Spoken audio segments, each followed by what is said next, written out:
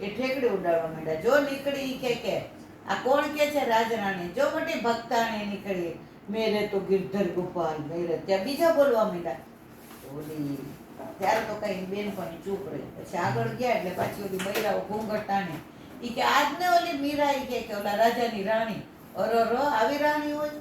ઈ કે મોટી ભક્તાણી થઈ, ભક્તિ કરે ને એને બધે ગાળો બોલાય, પોતે ન કરતા એટલે બીજાથી ઈર્ષા થાય. એટલે ઓલી ઊભી રહી કે મીરા ઊભી રહે, તું બોલે છે કે હું બોલું?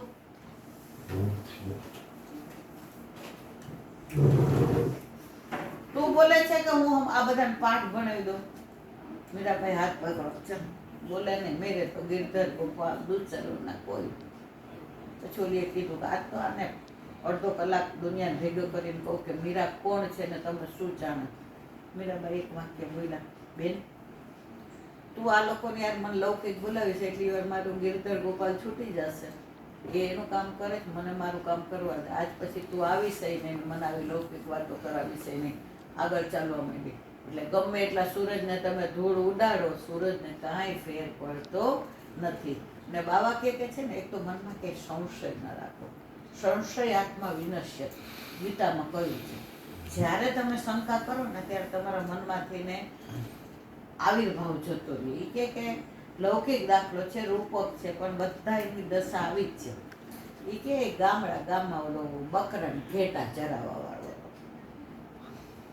હવે બાપાને શ્રાદ્ધ આવ્યું એટલે બધાએ કીધું કે તારા બાપાને શ્રાદ્ધમાં ભેળવવાના છે ને તો બ્રાહ્મણને જમવાનું કે અને બને દક્ષિણા દેવી પડે. સારું. એ બાજુના એના ગામમાં કોઈ બ્રાહ્મણ હતા નહીં. 4-5 ગામની વચ્ચે એક ગોર બાપા હતા. પછી ગયો ત્યાં, ગોર બાપા કાલ મારા બાપાના શ્રાદ્ધમાં ભેળવવાના, તમે વિધિ તર્પણ ને કરાવવા આવશો અને મારા ઘરે કે સીધું લઈ જશ?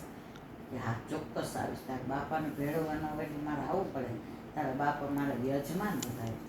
લોકો રાજી થયો, ઘરે આવીને બધી તૈયારી કરી. એ ગોર બાપા તો આવ્યા ને બધું તર્પણ કરાવ્યું ને બધું એને સંકલ્પ કરાવ્યો ને એને જમાડ્યા. પછી સીધું ભાઈ આમાં એવું છે ને કે દક્ષિણા તો દેવી પડે. પેલો ઢીલો થઈ ગયો. મારી પાસે તો કાંઈ છે નહીં. કે બાપા એક કામ કરો ને કે આપણે તો હું બકરી ઘેટા ચાલુ તમારે બધાને ઘરે ગોર બાપાને ઘરે ગાય હોય ભેંસ હોય. કે બકરી નથી ને? કે ના બકરી ના. એમ કરો આ તમને ગમે ને નથી બકરી દક્ષિણામાં લઈ જાવ. કે એટલે સમજી ગયો કાંઈ નાનો ભાવ છે ને. પેલાના જમાનામાં આવું નહોતું કે આ યજ્ઞના આટલા થાય, લગ્નના આટલા થાય, સગાઈના આટલા થાય ને સત્યનારાયણની કથાના હવે ભાવ થઈ ગયા. પેલા તો જેને જેટલો જેવો ભાવ અને જેનું જેટલું સામર્થ્ય એટલું આપે. માનો ખેડૂત ઘરે જાય તો અનાજ એમ કે ભાઈ તમને આ 2 ગુણી ભરીને બાજરો લઈ જાઓ, ઘઉં લઈ જાઓ, ચાર લઈ જાઓ. કોઈ શેઠિયાને ઘરે જાય તો કે ભાઈ આ મગફળીનું તેલ લઈ જાઓ. પેલાને ત્યાં જાય તો કે આ ઘી લઈ જાઓ. બધાનો આવો અંદર ચાલતું ને પ્રેમ ભાવ હતો. બ્રાહ્મણ હતો તો એ ઉપદેશના આ યજ્ઞના કાર્યો કરતો હતો. તો પછી ક્ષત્રિય હતો તો રક્ષાનું કાર્ય કરતો હતો. વૈશ્ય હતો તો ધંધો કરતો હતો. ક્ષુદ્ર હતો તો સેવા કરતો હતો. વર્ણાશ્રમ ધર્મ એટલા બધા પાકા હતા કે કોઈને દ્વેષ ક્લેશ નહોતો. અત્યારે બધું છૂટી ગયું છે એટલે પરિણામ આપણે જોઈ રહ્યા છીએ બધા. એટલે એ તો બકરી સવારે પછી કે છે બાપા હવે સવારે જાજો ને તમારે આંખે અંદર એમ કે ઉંમર થઈ ગઈ ને તકલીફ ને આપણે નદી વળોટવાની છે. સવારે પણ મારે ભળોકડે નીકળી જવું પડે હોય કે મારે પછી મારી ગાય દોવાની હોય. ગોરાણીથી ગાય દોવાતી નથી ને હજી દીકરો પરણાવા જેટલો છે પણ પરણાયો નથી કે એટલે મારે ભળકણું થાય મારે ગામ પહોંચી. બાપા કલાકમાં જ પહોંચી જશો. એ કે સવારે વહેલા. બાપા તો 3:30 વાગ્યામાં બ્રહ્મુહૂર્તમાં ઉઠ્યા, નાહ્યા ધોયા, ઓલાએ દૂધ બનાવી દીધું ને પછી સંધ્યા વદન કરીને નીકળ્યા. 4 વાગ્યા હતા. બાપા આ ભાડામાં જો આ બાજુ ઘેટા છે તો તમારે કામના નહીં, એમાં તો ઊન કાપવાનું હોય એ તો તમે કરો નહીં, બ્રાહ્મણ માણસ છો. આમાંથી એક ગાય લઈ લ્યો. કે બાપા બકરી લઈ લ્યો. કે બાપા રાજી થયા કે આનો ભાવ જોય. ભલે બકરીનું દૂધ કોબડી કામમાં આવે. ગામમાં કોઈને આંખોટી હોય, કોઈને વૈદ્યને જોઈતું હોય તો આપણા ઘરે જ લઈ જાય. પણ એની દક્ષિણાની મારથી ના ન પડાય.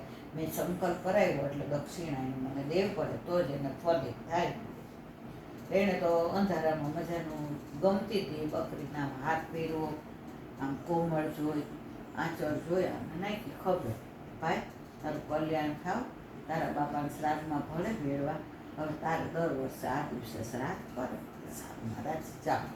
ને છેક પાદર સુધી મૂકવા આવ્યો. બાપા સીધે રસ્તે એ કે ભાઈ હવે ભળકડું થવા માંડ્યું, જો બધા ખેતરે જવા માંડ્યા, પનિહારી પાનિયાની ભરવા જાય છે કે ભાઈ તું તાર જા. એ કે હવે એટલે નીકળો તો 4 ઠગ જોઈ ગયા તો બકરી આપણા કામની છે કે આને વધેરીને જે ખાવાનું, એટલે એ કે આપણે આને પકડી પાડીએ. તો કે આમાં લોટકો છે, લોટકો એટલે જરા એમ દેશે નહીં, અને ગામમાં બીક લાગી કે એમને લઈ લઈએ ને ક્યાંક ગામવાળા આવી જાય, આપણે 4 ઠગને મારે.